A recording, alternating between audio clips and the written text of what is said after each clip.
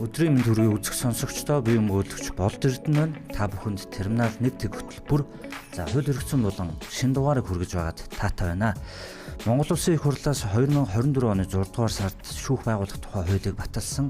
Энэ хуулийн дагуу Монгол Улсад анх удаа гэр бүлийн маргааныг дагнан шийдвэрлэдэг шүүх байгуулагдсан байгаа. Мөн Монгол Улсын засгийн газраас 2025 оны 9 дугаар сард гэр бүлийн тухай хуулийн шинжилсэн найруулгын төслийг улсын их хурлд өргөн барьсан.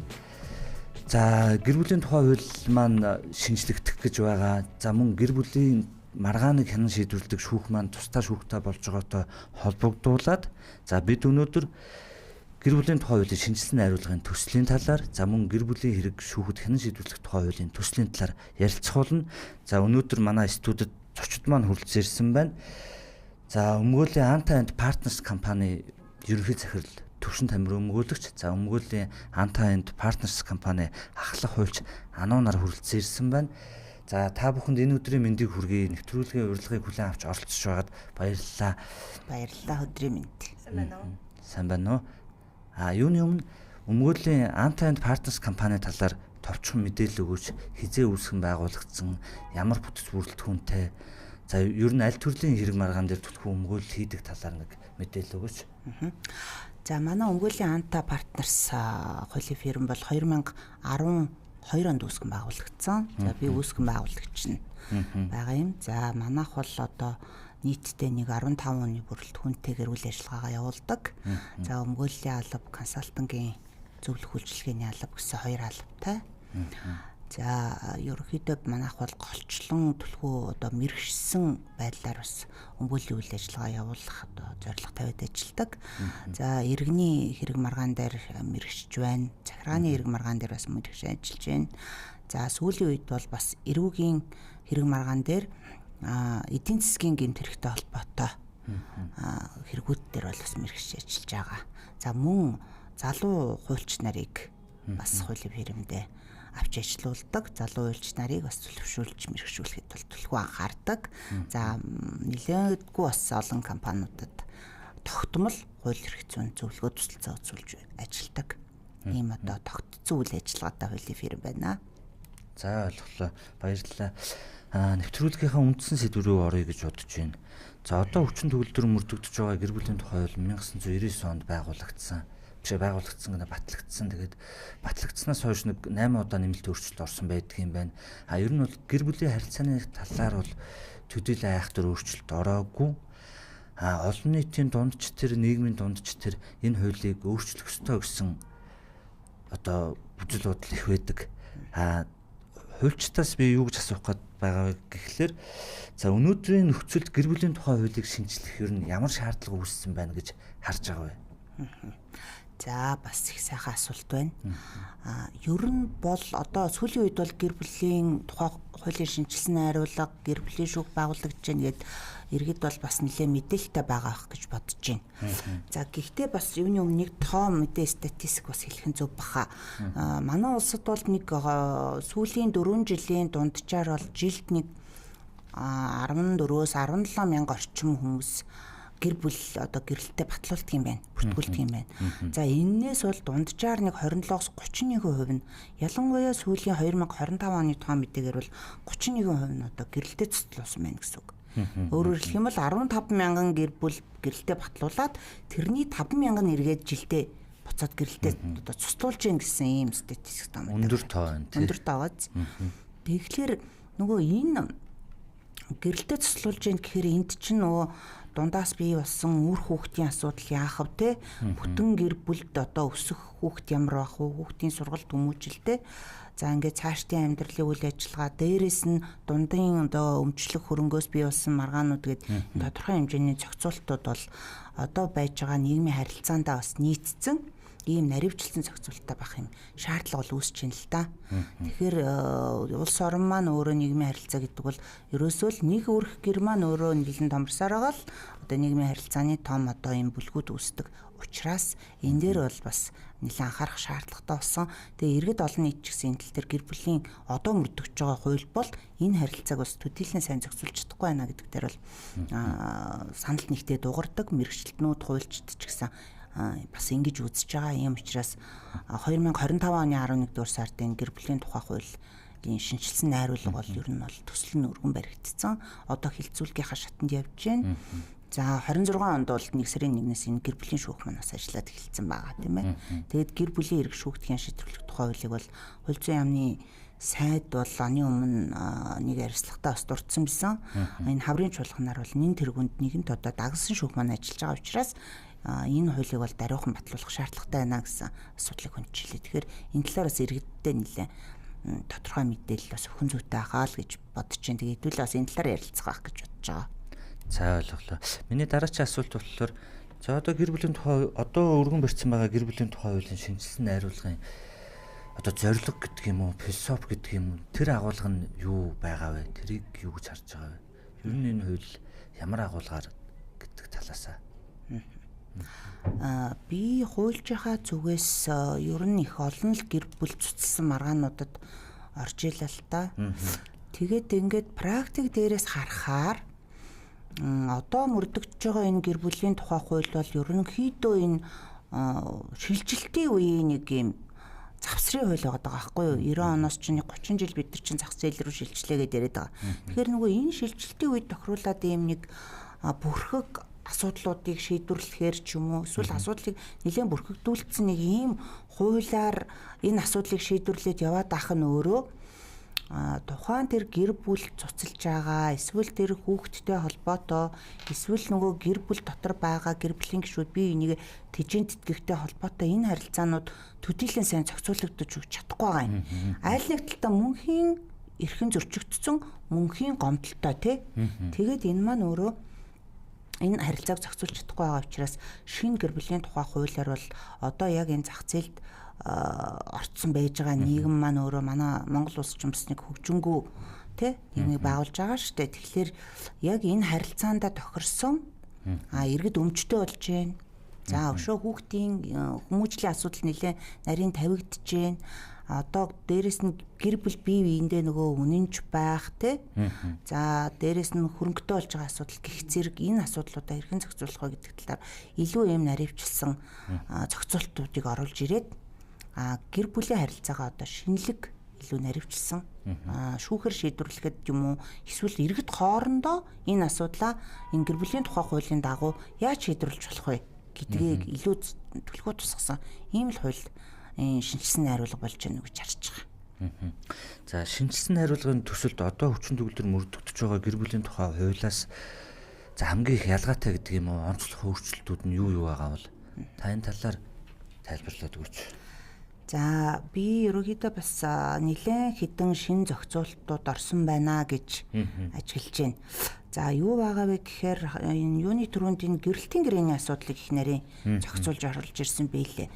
Одоо мөрдөгдөж байгаа хуулиар бол гэрэлтийн гэрээг бол гэрлэгчид хоорондоо байгуулж болно гэдэг бараг л нэг өгүүлбэр байгаа. Тийм. Энэ гэрэлтийн гэрээгээр яг юу чухам зохицуулах уу гэдэг наривчсан зохицуултууд бол байхгүй.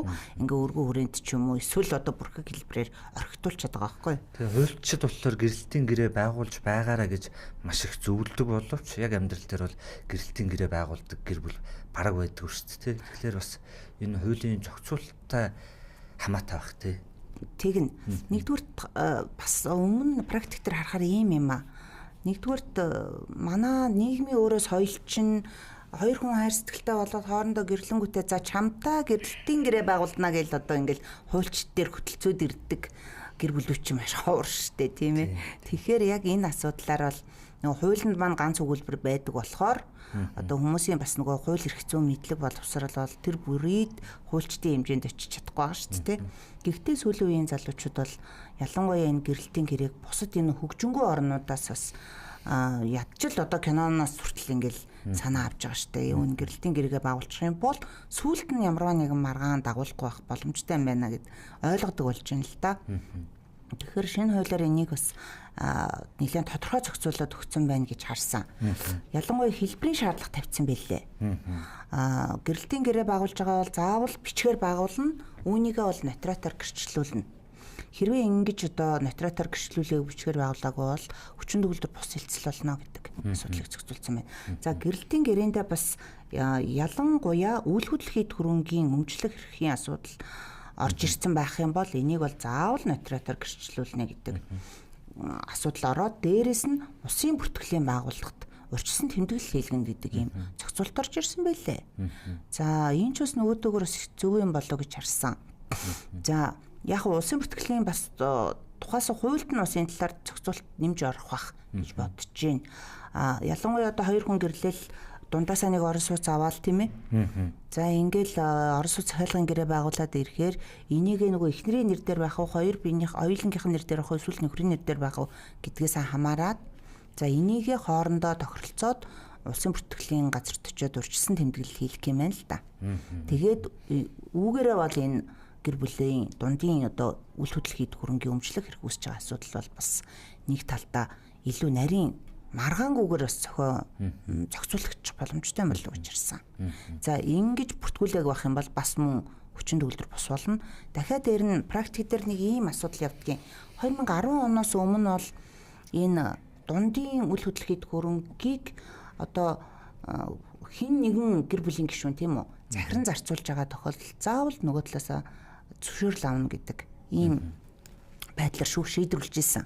Хэрвээ эхнэрээсээ ч юм уу нөхрөөсөө ч юм уу зөвшөөрөл аваагүй байх юм бол тэр гэрээ хүчин төгөлдөр бус гэж шүүх шийдэд идэгсэн. За 10 оноос хойш миний санаж байгаагаар бол шүүх яаж шийдэж гисэн бэ гэхээр нөгөө иргэний хуулийн 181 дээр улсын бүртгэл үнэн зөв байна гэдгээрээ тухайлах юм бол нөхрийн нэр дээр бүртгэгдсэнийг эхнэр мэдж байгаа шүү дээ тийм.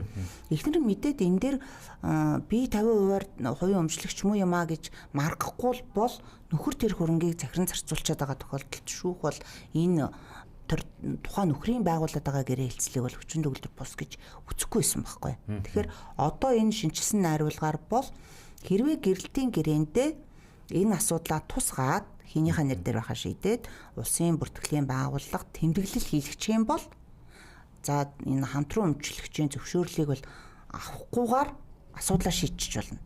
Хэрвээ ийм гэрээ байгуулаагүй те тэмдэглэл хийлгээгүй байх юм бол заавал захиран зарцуулахдаа нөгөө талаасаа зөвшөөрөл авах юм билээ. Ингэж зөвшөөрөл аваагүй гэрээ бол хүчин төгөлдөр бос болно гэд бүр нарийн зохицуулаад өгсөн. Энэ одоо шүүхэд бол бас энэ өмчийн маргаан дээр асуудлыг шийдэхэд бас их амар болчих юм болов. Нийгмөр нэг талдаа гарчих юм байна гэж ингэж ирсэн. За нэг цоош нь бас зохицуулт орсон. Тэрний юу гэхээр энэ нөхөн үрчхэн туслах аргыг хэрэгэлдэг.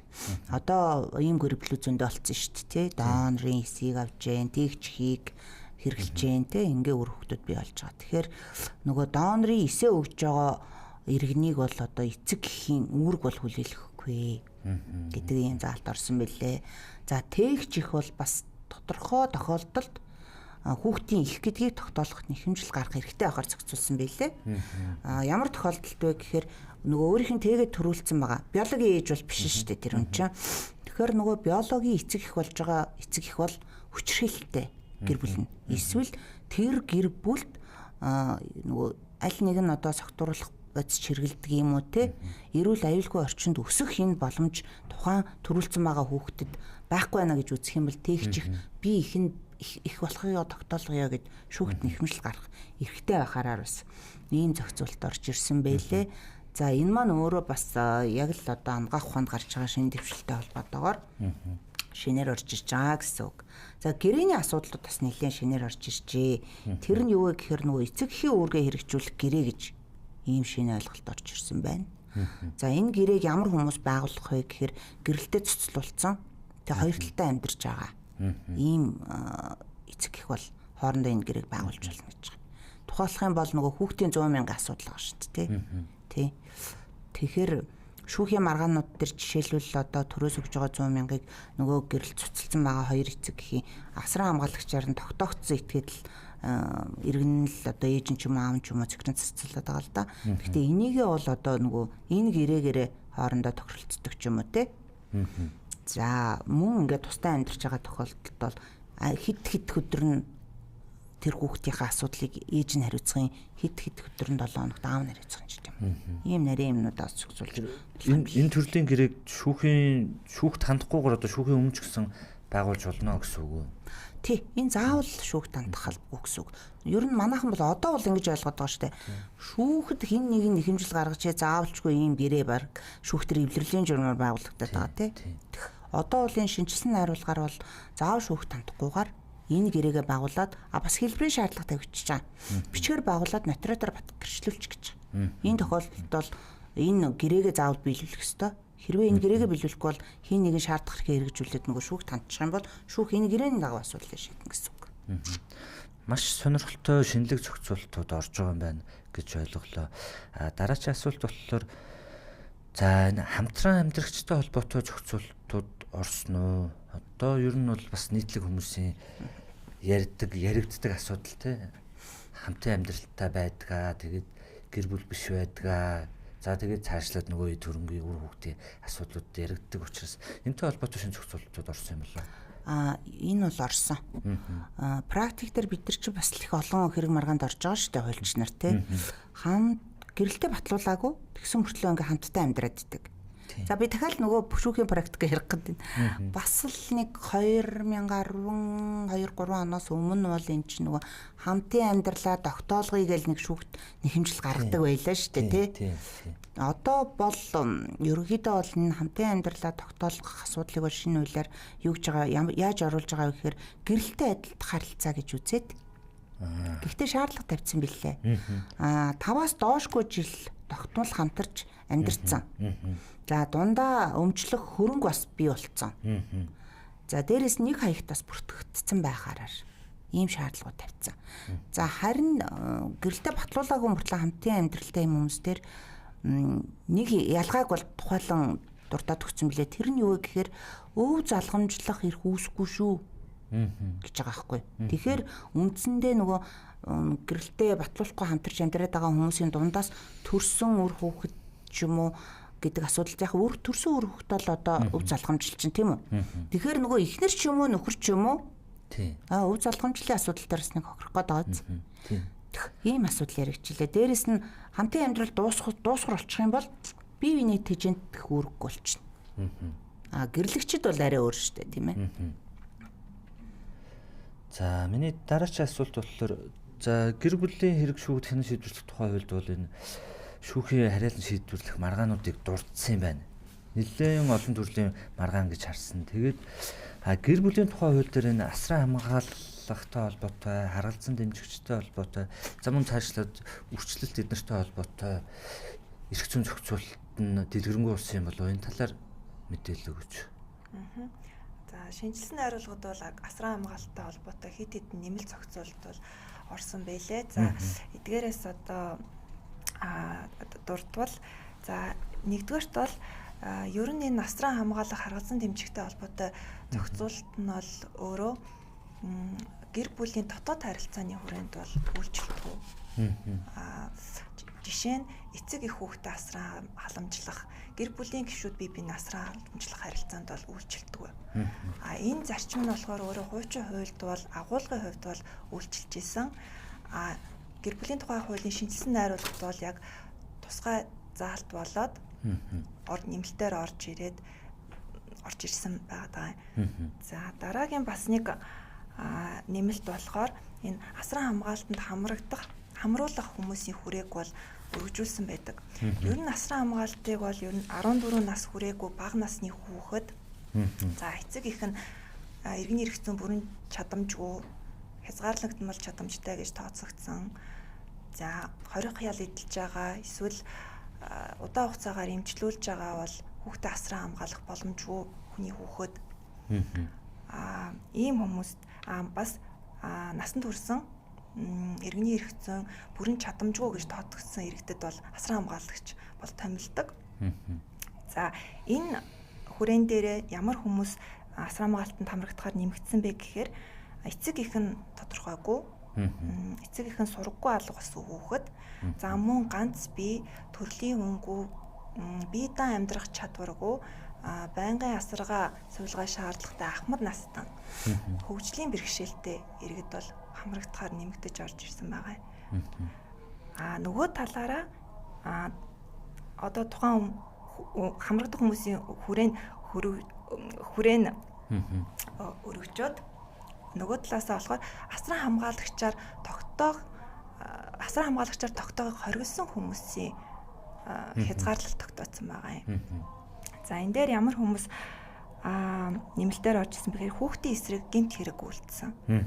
Хүүхдийн хүчээр хийлэл одоо бэлгийн мүлжлөг эсвэл амьд явах эрхийн эсрэг гэмт хүүхдийн эрүүл мэндэд тохирол учруулсан амь насанд талцсан гэсэн ийм гэмт хэрэг үйлдсэн хүмүүсийг бол асран хамгаалагчаар тогтоохыг хориглоод нэмээд сүрье дох сэтгцийн өвчтөй хүмүүсийг бол хориглохоор хуульчилж өгсөн байна лээ. За үүнээс гадна бас нэг асралт гэр бүл гэдэг ойлголтоос хуульчлагдсан. Асралт гэр бүл юм тий. Асралт гэр бүл гэдэг нь болохоор хүүхдийг гэр бүлд тусгай хуулийн шаардлага хангасан гэр бүл байршуулад асран хүмүүжүүлэх хэлбэрийг бол хэлээд байгаа. За олон улсын ерөн туршлагаас жишгийг ингээд харахад бол хүүхдийг асрамжийн байгууллагын асрамжинд хамгаалахаас асран хүмүүжүүлэхээс илүү гэр бүлийн орчинд өсгөн хүмүүжүүлэх нь хүүхдийн хөгжил сэтгэл зүйд бол эерэг нөлөөтэй гэсэн судалгаа гарсан байдаг. Тэгээд энэ судалгааны дагуу бол одоо ихэнх хөгжингүй орнуудад бол энэ асралт гэр бүлийн тогтолцоог бол хэрэгжүүлж явж байгаа юм билээ. Тэгэхээр манайд бол яг одоо мөрдөгдөж байгаа хуульд бол иргэн хүүхдийг бол гэр бүлдээ авч асран хүмүүжүүлэх зохицуулт бол байсан. Шинжилсэн найруулгад болохоор яг асралт гэр бүл гэсэн ойлголтыг оруулж ирээд яг энэ хүүхдийг гэр бүлд байршуулж асран халамжлах тогтолцоог бол ингээд шинээр бий болгож байгаа ийм нэмэлтүүд зохицуултууд бол орж ирсэн байлээ. Тэр маш чухал нэмэлт өөрчлөлт гэж бодогдож байна. Дараагийн асуулт болохоор за гэр бүлийн харилцаа, гэр бүлийн маргаан, гэр бүлийн тухай хуулийг ярихлаар одоо бас зайлшгүй яригддаг нэг юм байгаа нь хүүхдийн тэтгэлгийн хэмжээ. За энэ ихсэн үү, багассан уу гэдгийг бол одоо иргэд баг хамгийн их сонирхох байх гэж бодож байна. Хүүхдийн тэтгэлгийн хэмжээтэй холбоотой зохицуултууд өөрчлөгдсөн юм болов уу? Ер нь бол бас нэг шинэлэг зохицуулт бас арай өргөн хүрээнд аваад утцсан билээ. Одоо бол мэдээж энэ хэрэг маргаан дээр явж байгаа хуульч нар бол мэдж байгаа тийм ээ. Хүн амын амжиргааны доод түвшингийн 50% 11 нас хүртэлх хүүхдэд. Одоо эн чинь өөрөө нөгөө үндэсний статистикийн хорооны тогтоосноор бол жишээлбэл Улаанбаатарт нэг 573,400 илээ 2026 онд тогтооцсон. Тэгээ энэний 50% гэхээр нэг хүүхдээр нэг 280 юу лээ 270-80 ч юм уу тий 40,000 төгрөгөөр тогтоогдож байгаа. За 11-ээс дээшээ хэрвээ суралцж байгаа бол 100 хүртэлх хувиар байж болно гэж байгаа. Гэхдээ энэ өөрөө бас шүүхийнхаа үзэмжээр ч юм уу эсвэл одоо шаардлага гаргаж байгаа хэмжээгээр бас тогтоогдоод ингэж явж байгаа. За шинжилсэн найруулгад юу гэж орсон бэ гэхээр тэтгэлэг төлөгчийн хөрөнгө, орлого, зэрэг нөхцөл байдлыг харгалзсан талуудын амьдралын чанарыг дордуулахгүйгээр гэж байгаа. За тэгээд энэ тогтоох аргачлалыг бол гаргаж ирнэ. За аргачлалыг гаргахдаа энийг гэр бүл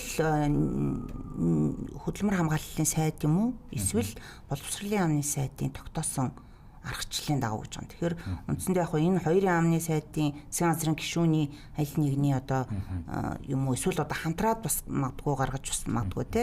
Тэгэхээр ийм аргачлалын дагуу бол харгалзаж санал нь гараад ирэхээр улсын дээдчүүх энэ аргачлалыг бас батална гэж байгаа. Тэгээ өөрөөр хэлэх юм бол хоёр яам дээрээс нь улсын дээдчүүх нийлжээж саналуудаа нэгтгэжээж энэ аргачлалыг гаргаж ирэхээр илүү өргөн хүрээнд баталж гаргаж ирэхээр оролцсон гэж ингэж харсан. Үүн дээр би нэмээд хэлчихье. Асран хамгаалалт харгалзан дэмжилтэнд байгаа хүүхдэд болохоор нийгмийн халамжийн тухай хуулиар асаргааны тэтгэмж гэж хэрэгцээнд нь зориулахаар төрөөс бол мөнгө олгодог. За энэ нь одоогийн байдлаар нэг 300 орчим мянган төгрөг байгаа. Тэгээд шинжилсэн хуулийн төсөлд болохоор одоо энэ хүүхд асаргаанд байгаа хүүхдэд төрөөс олгож байгаа тэтгэмж за нөгөө хүүхдийн мөнгө эдгээрийг болохоор тэр асран хамгаалагч харгалзан дэмжигч нь хэрэгцээнд нь зориулаад үлдэгдлийн нь болохоор банкн дахь түүний нэр дээрх харилцах дансан заавал байршуулна гэсэн нэг ийм шин зохицуулт бас орж ирсэн байлээ. Тэгэхээр ер нь бол хүүхдийн эд хөрөнгийг хамгаалах зохицуулт бол нэлээд чангарч орж ирж ирсэн харагдаж байгаа. Тэгэхээр нөгөө шүүх маань өөрөө тухайн хүний тэтгэлэг төлөгчийн хөрөнгө орлого ямар байна тий гэдгийг харгалцсан. Хэрвээ цалин үлснээс өөр орлогогүй бол тэр цалин үлсний 50% хүртэл хэмжээгээр юм билээ. Тэгэхээр шүүхэд ерөнхийдөө тэр гэр бүл цуцалж байгаа асуудал дээр хэн ямар хөрөнгө орлоготой байна? Мөн одоо нөгөө цуцалж байгаа асуудал өөрөө хэн гин буруутай байна вэ гэдгийг нөгөө шүүх маань өөрөө бас нэг дотоод итгэл үнэмшлэрээ бас авч үзэх юм болов. Тэгээд энэ тэтгэлгийн хэмжээ бол одоо манай дээр бол хэтэрхий ийм хүн амын амжиргааны доод түвшингээр тогтоосноос болоод одоо ялангуяа маш их маргаа усж байгаа шүү дээ гомдол те. Тэгээ өвчлэн нэг ингээд эцэг нь одоо өөр гэр бүл шинээр зохиогоо явчихгод ихтер үлдэж байгаа хүүхдүүдэд эцэг одоо өндөр цалинтай мөртлөө эсвэл одоо хөрөнгө орлого нь илүү олоод байгаа мөртлөөсөө өнөө нөгөө хүн амын амжиргааны доод түвшингийн хэмжээгээр нэг 200-300 мянган төгрөг өгчөөл тэгэл эмэгтэйчүүдийн нуруунд дээр бас айгу амьдралын хөндийг өөрүүлэх асуудал нийгэмд их түгээмэл болчиход байгаа. Тэгэхээр энийг бол шүүхээс арай өөрөөр авч үзэх болцоотой болж байна гэж харж байгаа. Ер нь орлоготой нь уялдуулж байгаа юм байна тий. Орлоготой нь уялдуулж байгаа гэсэн үг. Мөн эзэмшиж байгаа хөрөнгөтэй нь бас уялдуулах гэдэг юм тий. Тэгэхээр бүхэл орлогыг тодорхойлох гэдэг юм л да. За одоо ер нь манай шүүхийн практик дээр гэр бүл цуцалтай холбоотой маргаан дээр хүүхдийн эрх ашиг нэгдүгürt гэсэн бодлогыг баримталдаг тий. Ер нь бол аль болох хүүхдийг энэ асуудлаас бага хохиролтой гэдэг юм уу тийм байдлаар шийдэх гэж оролддог. Шинжсэн найруулгын төсөлд хүүхдийн эрх ашигын талаарх зохицуулт ер нь хэрхэн яаж тусгагдсан бэ? Одоо бидний одоо шүүхтээр баримталдаг энэ бодлоготойгоо нийцэж байгаа юу гэдэг тал дээр та хариулт өгөөч. Ер нь бол угаасаа хуулийн үзэл баримтлал нэн тэргуунд хүүхдийн эрх ашигыг хамгаална гэдэг энэ байдлаараа бол тусаад өгсөн байгаа. Ялангуяа тэр нөгөө эцэг эхийн эрх үүргээ хэрэгжүүлэх гэрээгээ түрүү би ярьсан те. Энэ бол өөрөө хүүхдийн эрх ашигыг хамгаалахтай холбоотой бас нэлээд тийм сайн хэлбэрчсэн заалт болж өгөх юм болов уу гэж ингэж бодож байна. За мөн энэ хүүхд өрчлөлтийн зөвлөгөөд бас шинэ ойлголт гараад ирсэн билээ. Өрчлөлтийн зөвлөлт гэдэг чинь одоо нөгөө хүүхд өрчлөх асуудал чинь өөрөө бас нилээдгүй түгээмэл байгаа шүү дээ нийгэмд те. Тэгээ энэ дэр зарчмууд бас тогтоосон билээ. Нэг хүн бол нэг удаадаа нэг л хүүхд өрчлөж аавна гэж байгаа. Яг уу ах トゥ юм уу төрсөн ихчдүү хүүхдүүд байх юм бол арай өөрөөр авч үзнэ. Хэрвээ дахиад хүүхд өрчилж авахар байх юм бол энэ хоорондын хугацаа 3 жил байна. Яа тэгвэл нөгөө эхний өрчилсөн хүүхд маань нас нь бага байх юм бол тэр хүүхдээ одоо асарч халамжилж чадахгүй байж дараагийн хүүхдийг өрчлөх ч юм уу асуудал байхгүй шүү. За мөн өрчлүүлэгч өрчлөгч хоёрын хоорондын нас 22 наснаас доошгүй байна. Тэргээд тэ. За мөн хүүхд өрчлөлтийн тэр нууцлын асуудлыг бол захиргааны албан тушаалтан заавал хадгална. Тэр гэсэн ийм нарийн заалтууд бас орцсон байж байгаа. За ерөнхийдөө бол одоо шинжилсэн найруулгаар авч үзээд байгаа энэ бүхэл зүйл заалтууд дээр ер нь бол хүүхэд өөрөө бас номер 1 тавьж байгаа гэсэн үг. Ер нь заалт бол тэгж л харагдаж байгаа. Тэгэхээр нэлээ их өргөн үрээн дээр авч үзэхтнэ л гэсэн үг л дээ. Гэр бүлийн харилцаан дээр бас нэг зайлшгүй яригддаг зүйл бол гэр бүлээс гадуурх харилцааны асуудал байгаа. Шинжилсэн хариулгын төсөлд гэр бүлээс гадуурх харилцааны талаарх зохицуултууд тусна уу? Ер нь гэр бүлээс гадуурх харилцааг хуульчлах ёстой юу? За манай хуульчид дотоод хэргийн сайд маань, яамны сайд маань бол нэг хурал дээр хайр дурлалыг хуульчлах боломжгүй гэд хэлжсэн. Тийм. Тэгэхээр энэ талаар ямар зохицуулт байгаа юм бэ? Яг уу шинжилсэн найруулга дээр бол яг ийм тодорхой зохицуулт бол ороогүй юм лээ. Нийгэмд нөгөө хууль маань батлагдахаас өмнө олон нийтийн хилцүүлгээр орж байгаа шүү дээ хууль тогтоомжийн тухай хуулиараа тий. Тэгээ энэ хилцүүлэг дээр бол маш олон саналууд энэ тал дээр гарсан. Одоо энэ 3 дахь читгээд гэр бүл одоо гэрэлтсэн гэдгийг мэдсээр байж тэр хүнтэй дотн харилцаанд ороод ах юм бол энэ дээр хуулийн хариуцлага хүлээлгдэг болёо гэд ийм одоо олон нийтийн санал бол их орж ирж байна лээ. Гэхдээ энэ хуулийн төсөл дээр бол яг тухайлсан ийм заалтууд бол орж ирээгүй харагдсан. Одоо жишээлбэл яг гадаад орнуудад бол байгаа л да.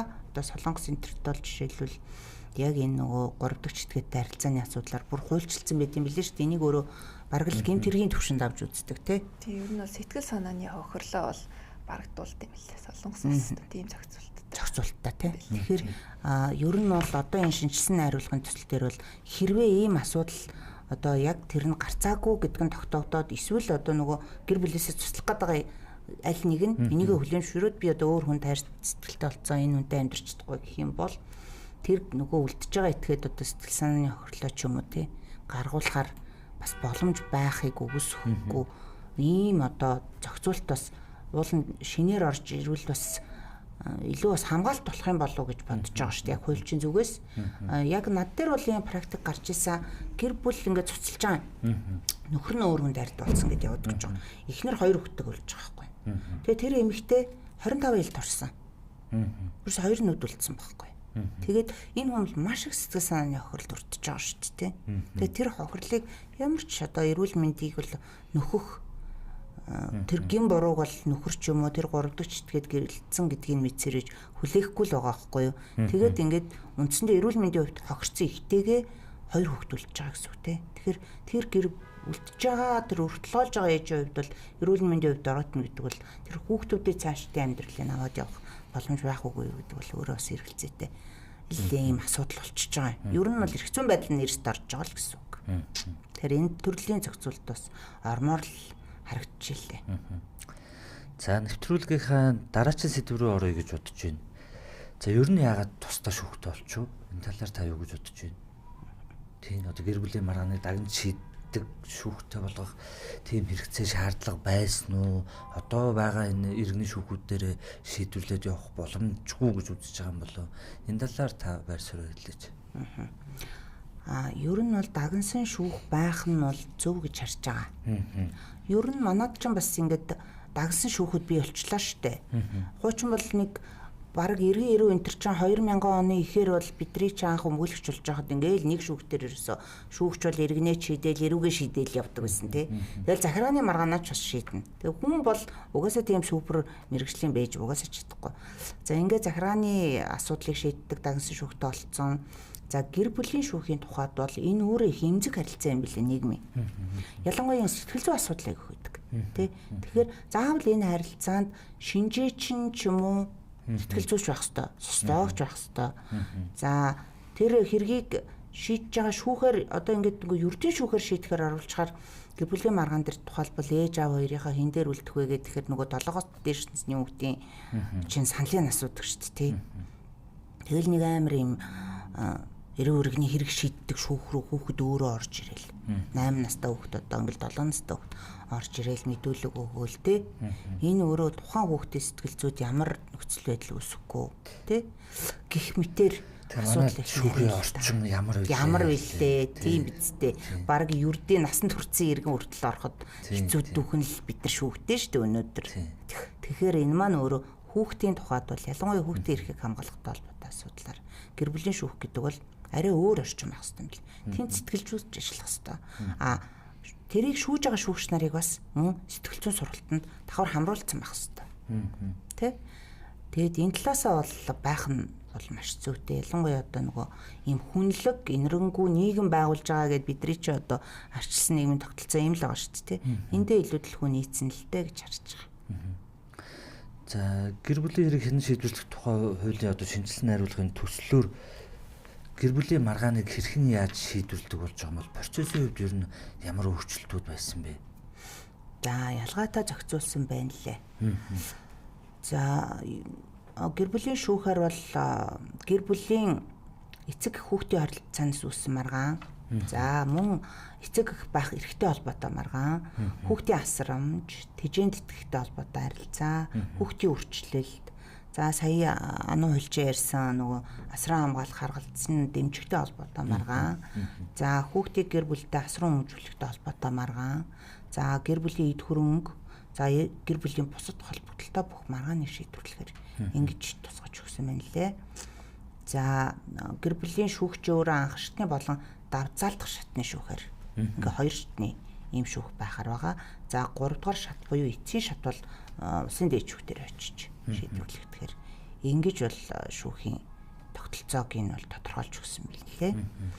За процесс дээр бас нэлийн ялгаанууд орж ирсэн. Ялангуяа харьяал дээр бас ялгаамжтай ийм харьяалууд орж ирсэн билээ. Тухайлах юм бол бага насны хүүхэдтэй эсвэл хөгжлийн бэрхшээлтэй хүүхэд асран хамгаалж байгаа ийм одоо эцэг их байх юм бол тухайн иргэн нэхэмжлэлээ нөгөө өөрийнхөө оршин байгаа газрын харьяалаар. Яг гэвэл энэ их одоо өглөө таллаатай бас манай орчин ямар байгаа л те. Тэгэхээр нөгөө хариуцагчийн иргэний процессын үйл дээр бол голчлон сонгож авч байгаа харьяалч хариуцагч байдаг шүү дээ. Тэгэхээр огт өөр дүүрөө бага насны хүүхдтэй эсвэл өөр одоо хөгжлийн бэрхшээлтэй хүүхд тасран хамгаалж байгаа хүн тэр олон цагаар яваад байж хэрэг маргаанаа олон удаа шүүх рүү явах боломжийг бол бас төдийлөн байхгүй учраас энийг бол харьяаллынаас тэгж зохицуулж өгсөн билээ. Тухайлах юм бол гэж байгаа. Одоо бүгдийг дэлгэрүүлж яриад ах юм бол бас нөгөө цаг маань хэцүү болох байх тий. Шинэ шүүхийн процесстэй холбоотойгоор гэр бүлийн хүчирхээлтэй холбоотой асуудлууд нэлээд яригддаг тий. Гэр бүлийн хүчирхээлтэй холбоотой хэргийг одоо гэр бүлийн хүчирхээлтэй холбоотой хэрэг одоо гэр бүлийн хүчирхээлтэй холбоотой гэрэл цуцлалтыг шийдвэрлэхэд шинэлэг зохицуулалт орсон юм болов уу? Шинэлэг зохицуулалт гэхээсээ илүү яг илүү жоохон тодорхой болгож өгсөн байна гэж харсан. Одоо байгаа хуулиар бол гэр бүл хүчирхээлтэй ах юм бол шууд эвлэрүүлэн зуршлага гарах хэмжээ авахгүйгээр шүүх гэр бүлийн цуцлахаар зохицуулсан байгаа шүү дээ тий. Шинэ хуулиар бол энийг шуурга шийдвэрлэнэ гэж оруулсан билээ.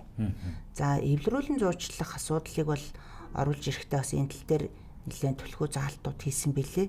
Тэгээ эвлэрүүлэн зуршлах баг гэж бас байхаараар зохицуулт орж ирсэн билээ. Тэгээ эвлэрүүлэн зуршлах асуудал дээр эвлэрүүлэн зуучлагч шүүгч гэдэг бас нэг тийм шинэ ойлголт ороод ирсэн билээ. За мөн орон тооны бус гишүүн тэр нь одоо бүр энэ хөндлөнгийн иргэн байх юм байна л да. Тэр эвлэрүүлэн зуршлах баг дээр нь гэх мэт юм нэлээд шинэлэг зохицуултууд орж ирсэн байна лээ. Би хуулийн төслөөс бас нэг харсан юм нь гэр бүлийн нөхцөл байдлын шинжээч гэдэг нэг шинжээч ойлголт байгаад байлаа. Энэ ер нь ямар шинжээч хэлж байгаа юм бол одоо байдаг одоо шинжээчээс өөр үү адилхан уу? Энэ талаар тайлбарлаад өгөөч. За энэ гэр бүлийн нөхцөл байдлыг яг судлан шинжилээд үнэлэх юм чиг үүрэг бүхий шүүхийн ажилтан ажиллахаар тусгагдсан байлээ. За энэ хүнд ямар шаардлага тавьж байгаа гэхээр 25 нас хүрсэн. За сэтгэл судлалын бакалаврын зэрэгтэй гэж. Ялц шийтгэл эдэлж байгаагүй. За тэгээ мэрэгчлэрээ 3-аас доош жил ажилласан ийм хүнийг ажилуулна гэдэг байгаа юм.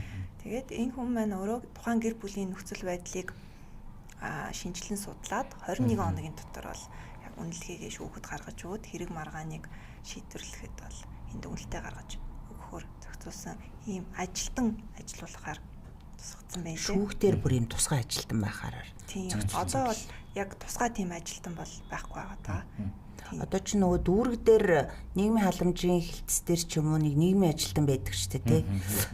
Тэр ажилтнууд голчлоод гэр бүл цэцлэлтийн маргаан дээр гэр бүлийн үнэлгээг хийгээд байгаа байхгүй юу? Одоо шинэ энэ гэр бүлийн хэрэг маргаан шийдвэрлэх хууль дээр бол энэ гэр бүлийн нөхцөл байдлын шинжээчийг яг шүүхт хариалуулаад тэгээд татгалзан гаргах үндслүүдийн яг одоо иргэний процессын хуулийн нөгөө 91 дээр шүүгчийг татгалзан гаргахтай адилхан ийм заалтаар бас нөхцөл байдлын татгалзан гаргаж болно. Хэрвээ ийм нөхцөл байдлууд нөгөө ах トゥ амрах садан ч юм уу те ийм байх юм бол гэдгээр нь бас оруулж өгсөн байна лээ. Харин нэг учир дутагдaltaй юм байгаа нь одоо учир дутагдaltaй гэх үү эсвэл боломж яаж харж байгаа юм болоо гэдэг нь тодорхойгүй гэх юм уу. Нөгөө шинжээчийн маань гаргасан тайлан өөрөө одоо шударгасны зарчимд нийцээг үүж гэдэг юм уу эсвэл хүмүүс гомдол гаргах гэдэг шүү дээ. Тэгэхээр тэр шинжээчийн тайлан дээр бол гомдол гаргахааргүй юм билээ. Яг нэмэлт шинжилгээ бол хийлгэж болно гэж байгаа. Одоо бид нар иргэний процесс дээр ямар нэгэн байдлаар шинжээч томилоод хүндлэнгийн шинжээч ороод ирэх юм бол гомдол гаргаад болж байгаа шүү дээ. Тэгэхээр гэр бүлийн маргаан дээр яг энэ дээр бол шинжээч дахин томилох тийм боломж нөхцөл байдал бол байхгүй юм билээ. Тэгэхээр энийг одоо яаж тодорхой авч үзэх юм бол одоо магадгүй практикт хэрэгжээд ирэхээр бас арай өөр байдлаар зохицуулахар ч юм уу. Хэрэглээд ирэхээр бас арай өөр байдлууд бас тусах боломжтой байж магадгүй л юм тий. Нэг сул талд тэр гэж харсан. Түрүүн та дурдлаа эвлэрүүлэн зурчлалын талаар. Ер нь эвлэрүүлэн зурчлалтай холбоотой зохицуултууд шинэ зүйлс орсон уу? Яг амьдрал дээр манай эвлэрүүлэн зурчлал бол бас нэлийн үр дүнгүүр санагддгийг миний хувьд бол тийм.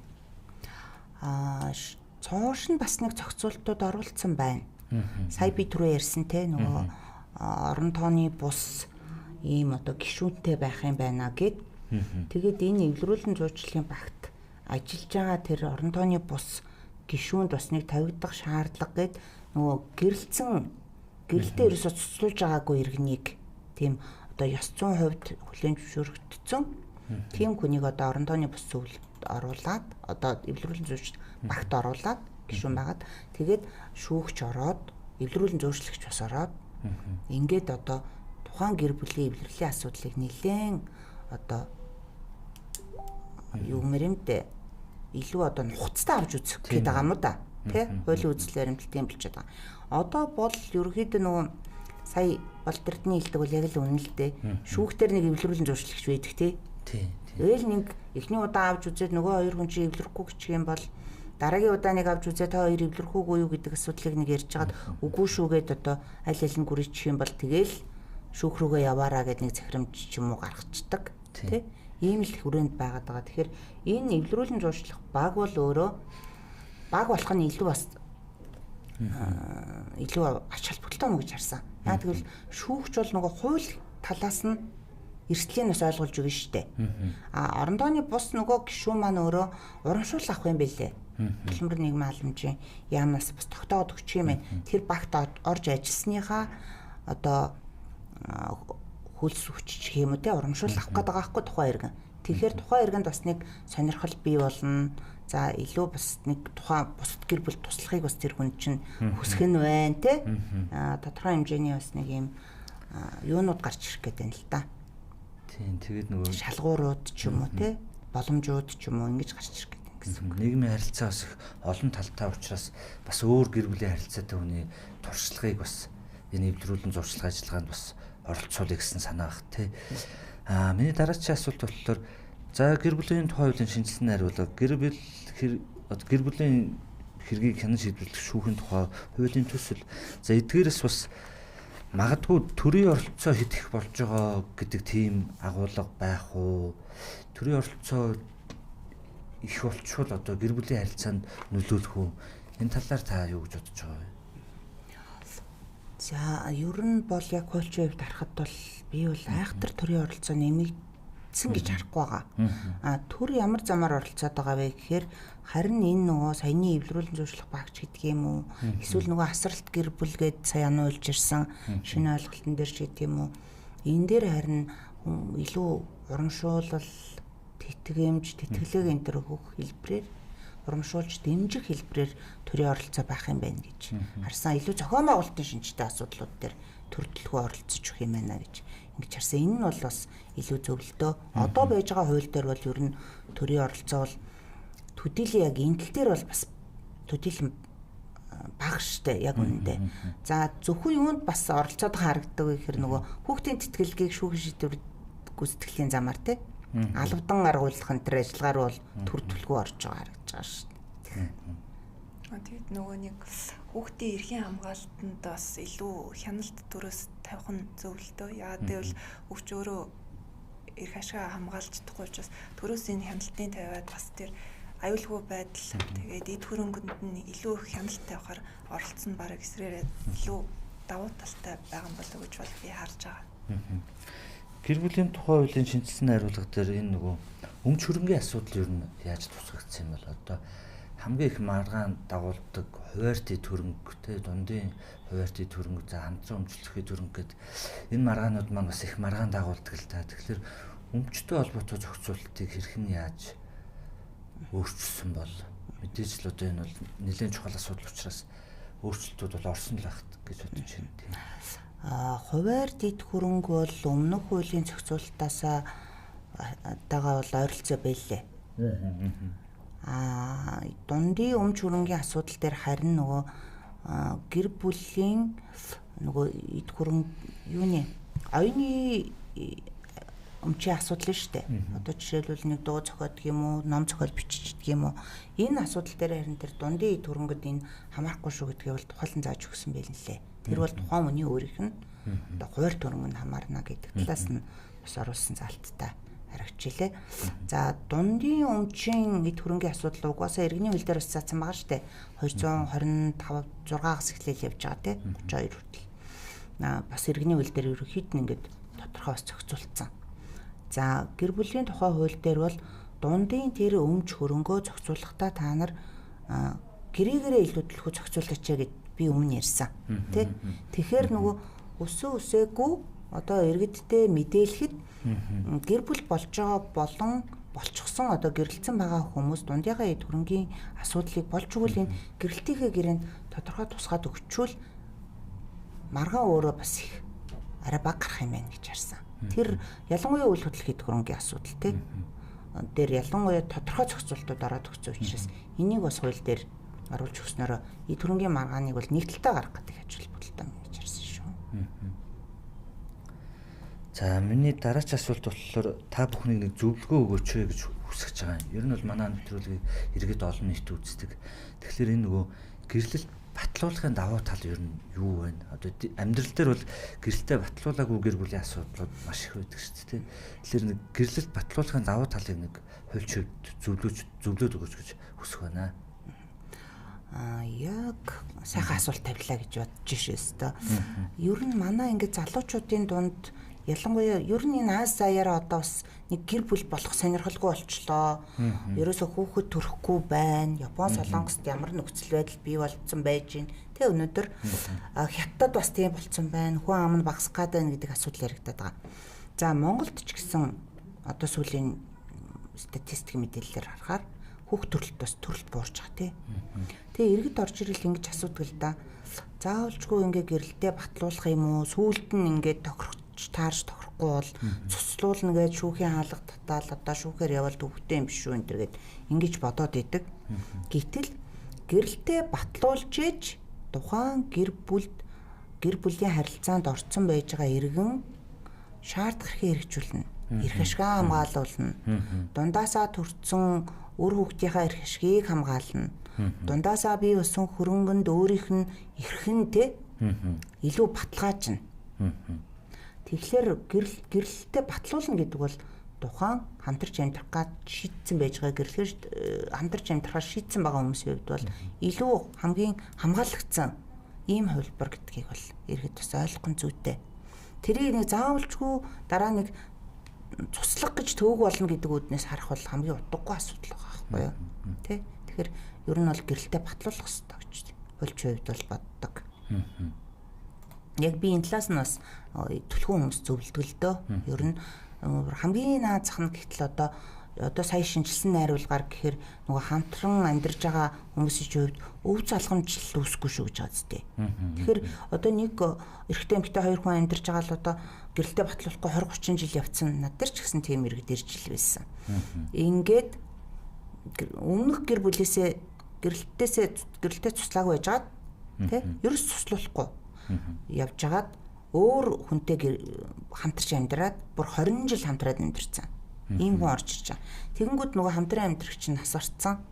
Өв залгамжлалын асуудал хаана яригдж байгаа вэ гэхээр нөгөө өмнөх гэрэлтэй цуслуулаагүй мөртлөө 20 жил хамт амьдраагүй одоо тэр хүнийг өвчтөө зовлонтой байх үед насарч хамгаалаагүй тэр өмнөх гэрэлтэнд байсан хүнд олгогдоод байгаа хгүй өв залгамжлалын асуудал нь. Тэгэхээр чи эн чинь тэр дараачийн гэрэлтэй батлуулаагүй иргэний хувьд бол асар хохиролтой байгаа зү. Тэгээ энэс болоо шүүхтэр асар их маргаан өсдөг. Тэгээ шүүх яах юм? Бага хуулийн хүрээнд шийдэж шүү дээ. Яг үндэ гэрэл байхгүй гэрэлтийн баталгаа байхгүй юм чинь юу гэдэг одоо дараагийн хамтарч амьдэрсэн хүнд тэр хөрөнгийг өгөх үү? Ер нь бол маш энгийнээр ойлгоход бол зүгээр л гэрэлтэй батлуулахгүй хамтан амьдарч байгаа тохиолдолд одоо нөгөө үнэлэгддэг нөгөө хөдөлмөр байгаа шүү дээ. Одоо гэр орны ажил хийх хүүхдээ асран хамгаалах энэ хөдөлмөрөөрөө тэр хүн бол хувь нэмрээ оруулаад байгаа байхгүй энэ хамтын амьдралтай нөгөө хүн маань бол яг ажиллаа хийгээд мөнгөөрөө хувь нэмрээ оруулж иж болно гэртээ үлдээл хүүхдээ хараад гэрээ ажлын бүгдийг хийгээд хамаг ажиллаа зохицуулаад байгаа хүн маань хувь нэмрээ оруулаад байгаа мөртлөөр бүртгүүлээгүй байх юм бол эргээд хамтын өвчин асуудал тий хамтын хөрөнгө хуваах асуудлаас ингээд ангид хоцроод байгаа энэ аюул ямаа л гэдгийг маш сайн ойлгох хэрэгтэй юм болов. Одоо мөрдөгж байгаа хууль дээр ч гэсэн бас яг тухайлаа заасан шүү дээ тий.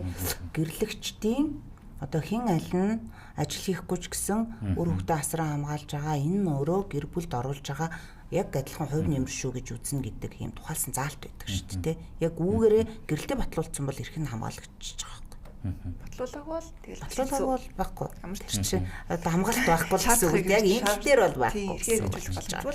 Яг одоо шинжилсэн найруулга батлагдчих юм бол нөгөө гэрэлтэй адилтдаг харилцаан дээр өмчийн ирэх бол үүснэ тий. Гэхдээ үз олгомжлол бол байхгүй шүү л гэдгийг бас ойлгох хэрэгтэй. За энэ хоёр хуулийн төсөл батлагдсанаар ер нь за Монголын гэр бүлийн эрх зүйн орчинд ямар ахиц гаргана гэж бодож байгаа вэ? Мэдээж ахиц бол гарна тий. Ялангуяа энэ шинэлэг зохицуултууд, төрийн оролцоо, за дээрээс нь нөгөө хүүхдийн тэтгэлгийн асуудал энэ төр чинь арай өөрөөр арай жоохон дэвшилттэй болж ирэх гээд байна гэсэн үг шүү дээ. Тэ? Дээрээс нь нөгөө гэрээ гэдэг одоо нийгмийн харилцааг чинь бас айгүй сайн зохицуулж байгаа зүйл чинь талууд өөрсдийнхөө хүсэл зоригоор тэр гэрээн зурж байгаа байхгүй юу? Түнш хин аль нэгэн шүүгч алах зогсноор гэрээ хэрэгждэг биш байхгүй юу, тийм ээ? Тэгэхээр хүмүүсийн энэ гэр бүлийн харилцаанд өгж байгаа одоо үнэлэмж, ач холбогдол тийм энэ болгон тэр гэрээгээр баталгаажаад гэрээндээ илүү ач холбогдол өгдөг болоод тэгээд шүүх энэ маргааныг шийтгэхэд энэ гэрээнүүдийг хэрэглээ явуулсан тохиолдолд илүү одоо түлхүү ач холбогдолтой ийм л харилцаа бий болно доо л гэж харж байгаа. За манай нэвтрүүлэгт 4 минутын хугацаа үлдсэн байгаа юм байна. Энэ сэдвийн хүрээнд манай зочдын зүгээс нэмж хэлээ, энийг орхитуулсан байна гэсэн тийм зүйлс байгаа болов. За ерөнхийдөө бол бас эн чинь өөр айгүй өргөн сэдв баггүй юу? Бүгдээрээ ингээл яриад нэг 50 минутанд ярих юм бол энээс ч илүү минут гарч чана тийм ээ, мэдээж хэлэх асуудал бол байлгүй яах вэ? За нэмж хэлэхэд бол миний зүгээс юу вэ?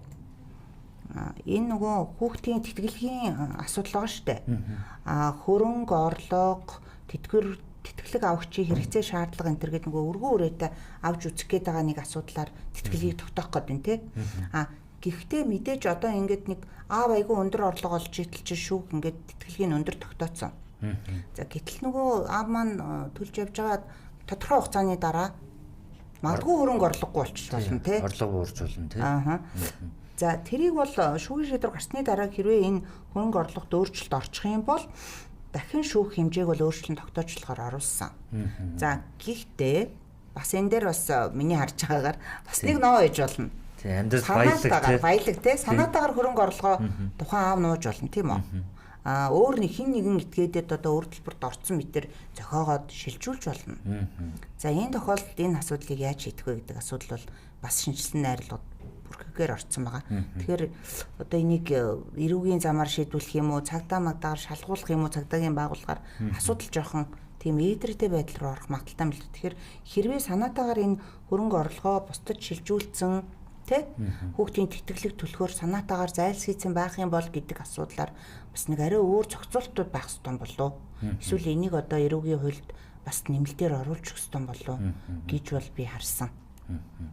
Тэгэхээр энэ бол өөрөө нөгөө хууль маань хэрэгжээд ирэхээр шүүхтэр энэ төрлийн хэрэг маргаанууд гараад ирнэ шүү дээ. Тэгэхээр энэ асуудал бас нэлээд яригдах болов уу гэж бодож байна. Ханаа хуульчийн хувьд энэ сэдвийн хүрээнд нэмэлтээр хэлэх зүйл байгаа болов. Яг миний хувьд бол жоохон гэр бүлийн гадуурх харилцаатай холбоотой хариуцлагын зохицуултууд ороосэй гэж үг нь бол хүсэж идэг. Тий. Тэгээд ороагүйсэн болохоор бас энэ дээр бас жоохон госгор байгаа. Яг зөвхөн нөгөө хуулийн фирм дээр чи яг үнэндээ бас бид нар дээр энэ асуудлаар иргэд хүмүүс ханддаг байхгүй юу? Тий. Ямар хариуцлага тооцож болох вэ л гэж асууад байдаг. Тэгэл бид нар ч одоо яг ингээд тусгайлаа заасан юм бол байхгүй гэдэг.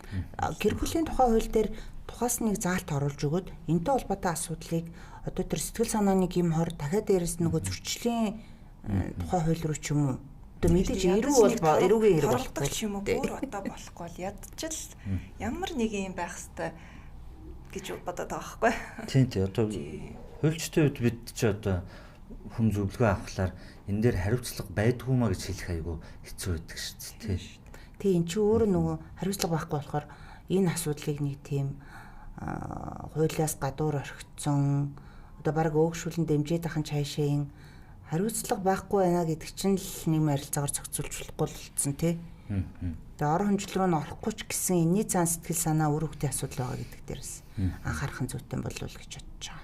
Тэгээ судлаач нар бас юу гэх юм, хуульч нар бас олон нийт бас энийг нэлээ хилцчихэж хэрхэн оруулах вэ, хэрхэн тусах вэ гэдгийг тийм.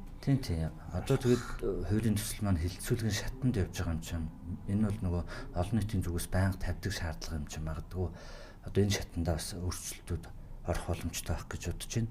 За ингээд үзэг сонсогчдод терминал 1 тэг хөтөлбөр хууль эрх зүйн болон энэ удаагийн дугаар та бүхэнд хүрлээ. За мэргэжлийн хуульч өмгөөлөгчид та бүхнийг гэр бүлээ заавал батлуулахыг ямар ач холбогдолтой талаар тодорхой зөвлөгөө өглөө, гэр бүлээ батлуулж байхыг бас мөн адил зөвлөлөө. За ингээд эх 7 хоногт энэ цагтаа энэ өдөртөө иргэн уулзъя. Баяртай үзэгчтэй. За мөн өнөөдрийн зочдтой баярлалаа. За баярлалаа. Баяр таа. Ажлын амжилт.